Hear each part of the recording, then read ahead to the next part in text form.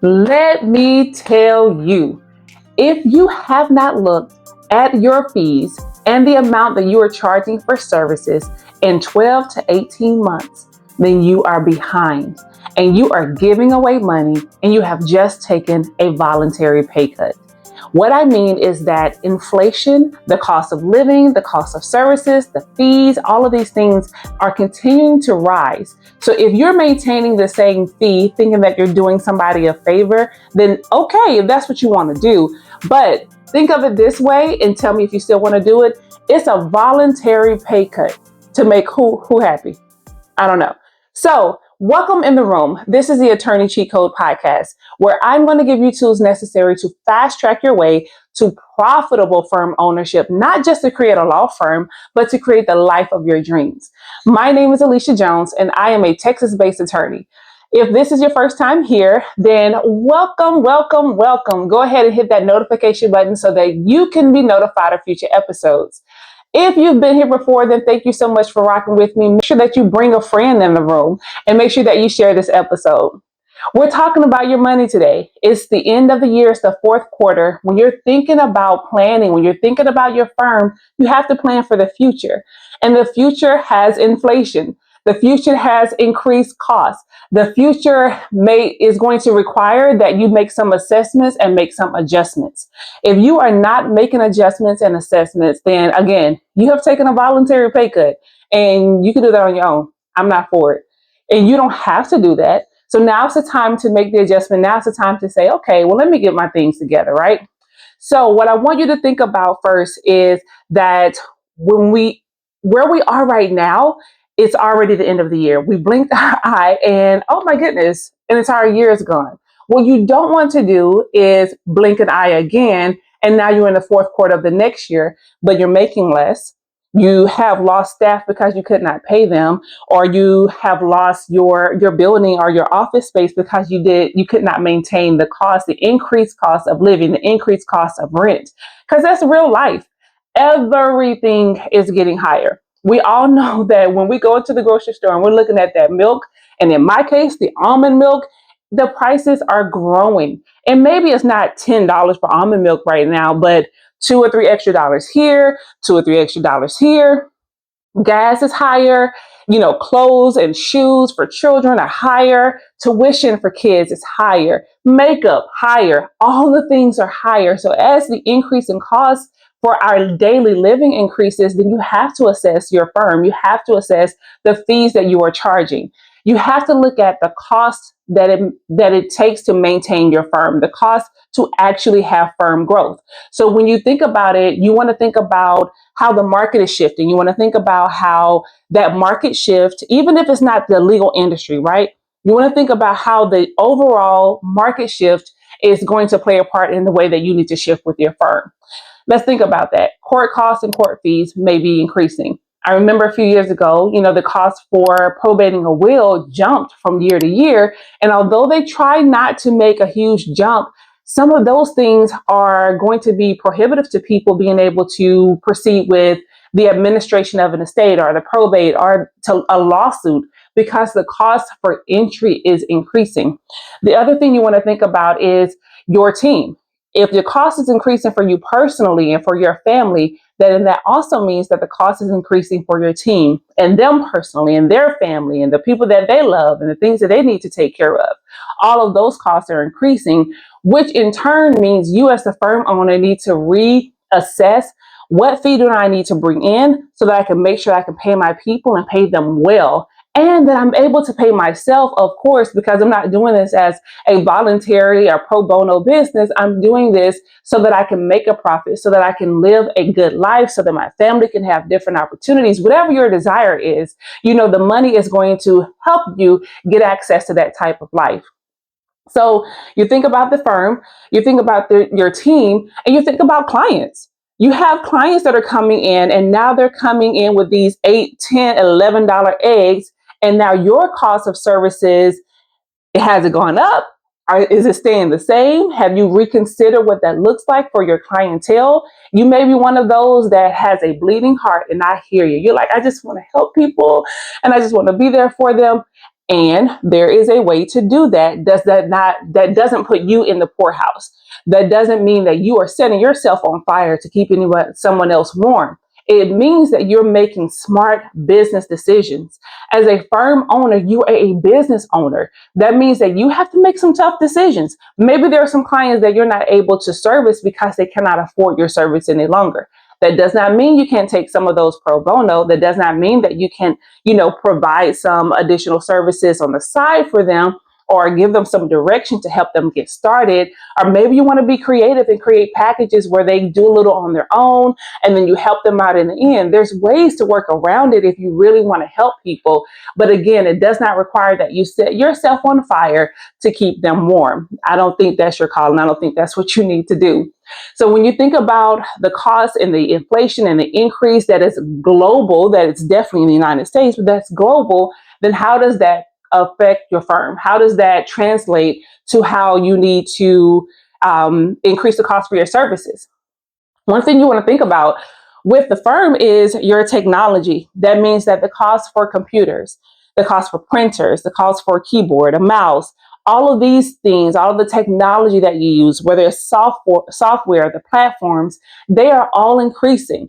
Again, I love my case. I've talked about it before. I really enjoy my case, my case for life. But nonetheless, when I came into my case, it was, I want to say, $39 per seat. And currently, if I'm not mistaken, it's closer to like $70, $80, $99 per seat. So the cost increase. Now let's think about that. If I came in and the major platform that I use to communicate with my clients was only $40, and I set my fees based upon, having to pay out a certain amount for software and technology, and I never adjust my fees. So my pre-pandemic cost of $39 is now close to $100, but I have not changed my fees, then I'm losing. The math ain't mathing. Like it doesn't take a rocket scientist to do that math to know that if you're not keeping up with and staying ahead of the inflation, that your profit margin is getting smaller and smaller and smaller. And the next thing you know, you'll be out of business and you'll be discouraged because you're like, I'm doing good work. I have clients, but you have not set your fees appropriately because you have not taken into the factor of the cost of living, the cost of the increased cost of technology. The other increase, of course, is, like I said, the filing fees for court. Those costs are going up. So if you're assessing any type of flat fee that includes filing fees, you have to think about that. Do I need to increase this a couple hundred, a couple thousand extra dollars to make sure that the increased cost over here that I'm paying out for this third party service that is quite necessary, but the increased cost there is consumed and is taken over by the client versus me having to shoulder that? What about your other software, your OneDrive, your phone system, the internet, all of those things, the cost as that increases, you want to think about for your firm, does my hourly fee, if you're retainer based, does my hourly fee need to increase? Does my value-based fee need to increase? Of course, contingency is what it is, do your thing, personal injury. However, with the other areas, and even with contingency, I know some people will, or some attorneys will have filing fees or a certain amount for a retainer up front and then contingency on the back end, like a quasi client agreement. If that's the case, you still need to reassess fees. And what does that look like? What does the fee look like up front to make sure that you're covering the cost and the increase in costs? For 2026, do your own research. But for 2026, from what I've researched, from what I've read, from what I've seen, we're looking at least 3%, or average, I should say, a 3% increase. So you think about that increase and you want to think about your hourly fee. So if your hourly fee is $350, then what does that 3% increase do for you? Making that announcement to the clients, making sure that you're clear that this will cover, what I need to cover. And thinking about your team. If you have a team or if you want a team, can you afford the team that you need? Can you afford all 5 of the people? Or do you need to just take a step back and say, okay, right now, because of the increase in costs, I'm going to do 3 really good people and save some money, put money to the side to make sure that I can bring on a really good number 4 versus having average 5 people. And of course, that's a little bit more about hiring, but still it's about the cost because you're going to get what you pay for.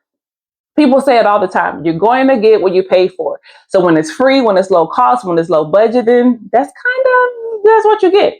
The old way of doing things no longer works. The old way is not even accepted anymore by clients. When we think about our clients, when they come in and we have this increase in costs, prior to the years that we're living in now, they would come in, they would have a fee, and they really wouldn't know where that fee was going. They wouldn't even know how to ask questions to the attorney about, well, is this done? Is that done? Did the fee get paid? Did the other side agree to what we offered? Is the case still going? They just knew that they had to pay a fee to an attorney, and they really didn't understand how that worked. But clients nowadays have a different expectation from the legal field. They want to know where their money is going.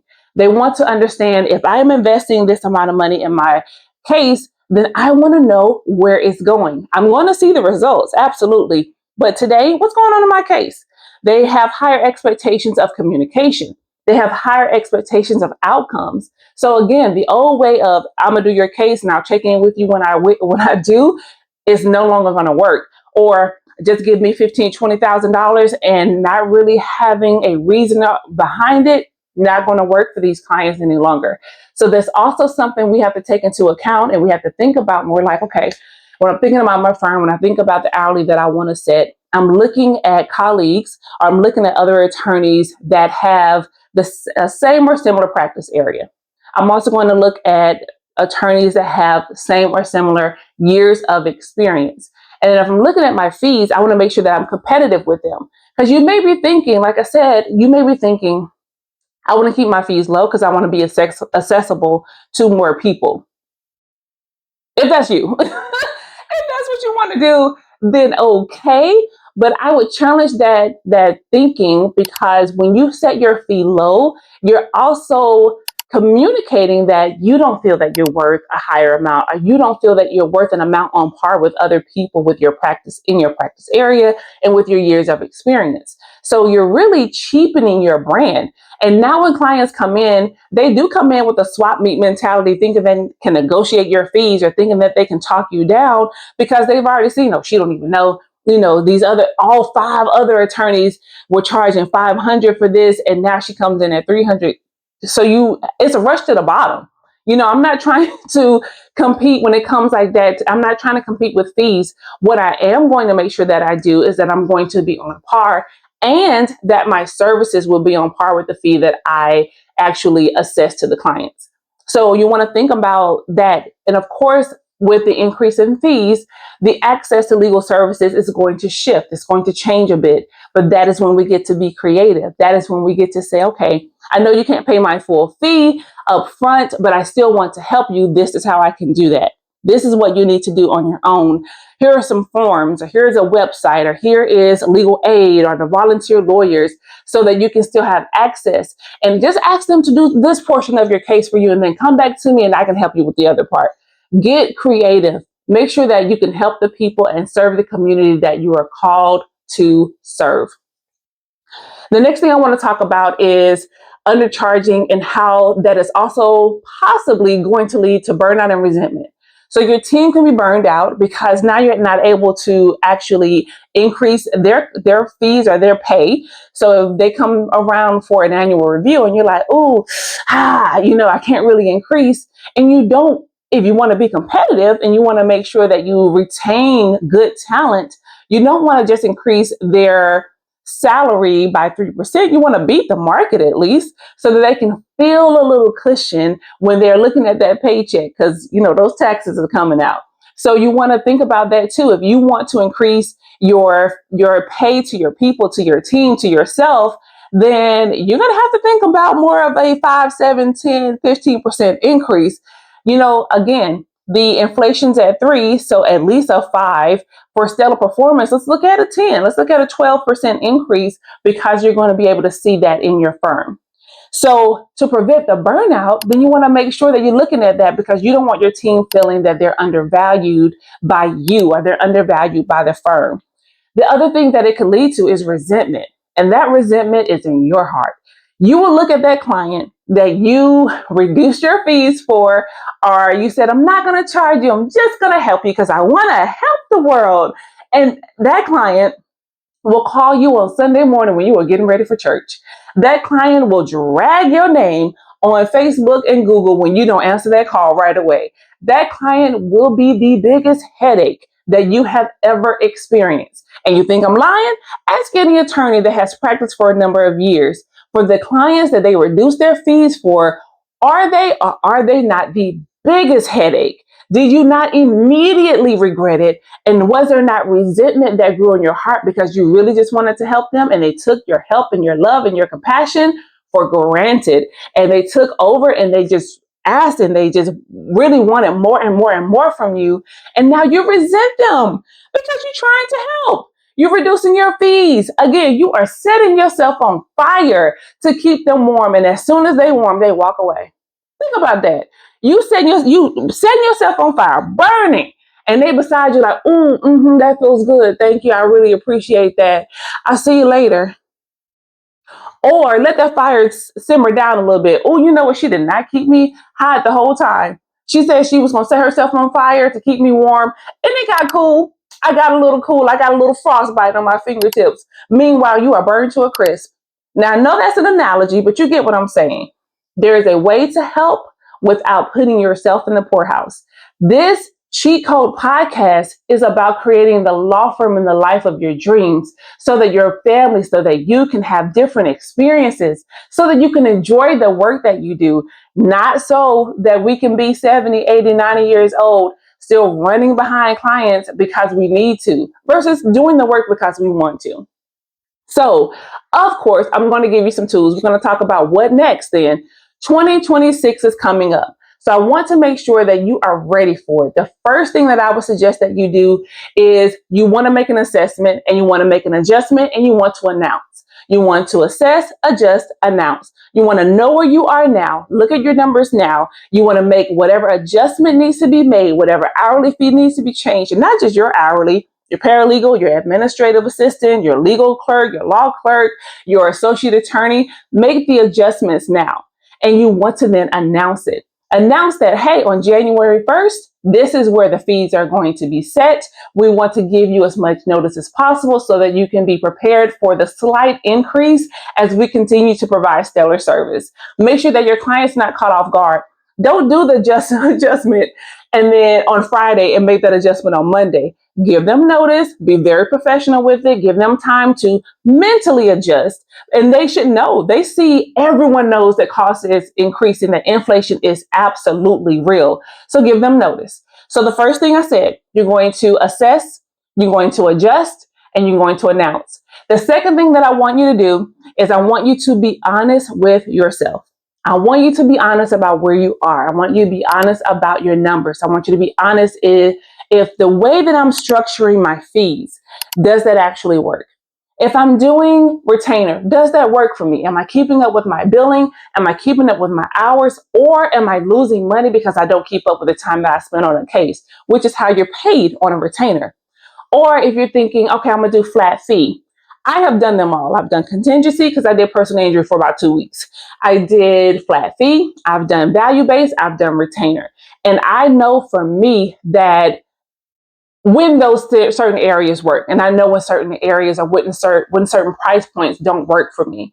So if you're thinking about your flat fee services, that means that client pays you this fee for whatever services are enclosed within that fee. Typically, that's the whole case. Typically, some people will say, okay, you want to come in, you want a divorce, and there's no children, there's no property. All right, $10,000. That's a flat fee. You pay me $10,000. I'm going to work that case from start to finish. Great. If you know how many hours it's going to take you to work it and you know what the profit margin is based upon the hours that it's going to take you to work, great. What happens is when you start to add other people in and other hands, and that was my experience. So when you add an associate, when you add a paralegal, when you add other hands that are touching the case, then the value of the case goes up because you have different minds, you have different work that is working on that case. So if you still set that $10,000 fee for that divorce, but now you have 3 different people working on it, then you are for sure losing money. Like, I'm willing to bet money in the bank. You are losing money if you have not reassessed that fee based upon the amount of people it will take to touch and process that case from start to finish. The other thing, let's say you want to do value-based, which is almost like an a la carte. If you need it, you pay for it. So if you need mediation, you pay for it. If you need discovery, you pay for it. If you need, a final hearing, you pay for it. That's all good and well, but it still takes an assessment. How much time does it take you to prepare for, attend, and post mediation work? Because going to mediation is not the only thing. After mediation, there's an order, or there is some action that has to take place, whether you came to an agreement or not. Something else is going to happen after that mediation. So have you assessed that so that you can be honest with yourself and say, okay, the way I'm doing things really isn't working for the firm. It really isn't working for me. I need to make a shift. I need to make a change. Now is a great time to do that. Now is a great time to make that adjustment. And then the third thing, you want to announce that to your team. You want to make sure that that is clear. Put it in a client policy. Put it in writing so that your team are very clear that this is where we are. This is where we're going. We're going to adjust it. We're going to assess it. We're going to be honest with ourselves about what actually works. And we're going to make the announcement to make sure that everyone is clear. Everyone is on the same page. Woo, child, that was a mouthful. But it is important. And I want to make sure that you understand that it is important for you to assess your fees, to make sure that you are looking beyond the legal field, that you're looking beyond what's left and what's right, and you're looking out there. How much does it cost to live nowadays? Can I pay my staff well? Can I pay myself well? Can I put away for taxes? Can I put away for profit? Can I put away for savings with my hourly the way it is now, with my fees the way they are now? And if you can't, make the adjustment. Assess and make the adjustment. I have another video that I want you to take a look at that I'm going to put in the description, and that's going to talk to you about your systems. It's going to talk about just how to structure your firm to make sure that you're successful from the start. The other thing I want to do is remind you that October, every Friday at noon, we are doing CEO circles where we're coming together and we're talking about these numbers. What does it look like this next year? What are the fees that I should be assessing? And what is this fee based on? How do I communicate that to my team? How do I communicate that to my clients? We are building and working together, and I would love to have you in the room. So make sure to look in the description for the link to save your spot. And until then, check out this next video.